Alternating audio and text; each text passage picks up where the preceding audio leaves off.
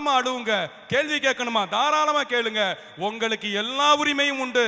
உங்களை தடுக்கிறதுக்கு இங்க யாருமே கிடையாது. நீங்களாச்சு உங்க ஆண்டவராச்சு, நீங்க எப்படி வேணா கேள்வி கேட்கலாம், என்ன வேணா கேள்வி கேட்கலாம். அதற்கு உங்களுக்கு உரிமை உண்டு. ஆனா திரும்ப அவரும் ஒரு கேள்வி கேட்பாரு, அதற்கு அவருக்கும் உரிமை உண்டு. கேட்டாருன்னா கேட்கிற கேள்வி 4 வார்த்தை நறுக்குன்னு நாக்க புடுங்குற மாதிரி கேட்பார். பதில் சொல்ல நான் தயாரா இருக்கணும். எனக்கு மட்டும் உரிமை கிடையாது, அவருக்கும் உரிமை இருக்கு. கண்டிப்பா கேட்பாரு. என்ன கேட்பாரு தெரியுமா? என்னை நீ நம்புனியா? அப்ப நான் பதில் சொல்லணும் இல்லையா? அப்படிப்பட்ட ஒரு உரிமை தான் அவருக்கு நம் மீது இருக்கிறது, நமக்கு அவர் மீது இருக்கிறது. அதனால கடவுளுடைய உரிமை சொத்தான மக்கள் நீங்கள். உங்களுக்கு நடுவில் யாரும் வர முடியாது. நீங்களாச்சு அவராச்சு. அந்த அளவுக்கு உரிமை இருக்கிறது. நம்பிக்கை இருந்தால், பெருமையாக இருந்தால். எத்தனை பெருமை சொன்னேன்? 5 பெருமை.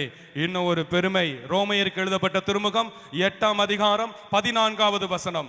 கடவுளின் ஆவியால் இயக்கப்படுகிற மக்களே கடவுளின் மக்கள். இங்க இருக்கிற யாராவது பெயல்செபூலால் இயக்கப்படுகிறோமா? பேயால் இயக்கப்படுகிறோமா? தீய ஆவியால் இயக்கப்படுகிறோமா? இல்லன்னு தலையாற்றோம். ஆனா நன்மை வாங்க வரும்போது நிறைய பேர் கையில பார்த்தேன், நாம் பேயால் தான் இயக்கப்படுகிறோம், நாம் பெயல்செபூலால் தான் இயக்கப்படுகிறோம். ஏன் தெரியுமா? நிறைய பேர் கையில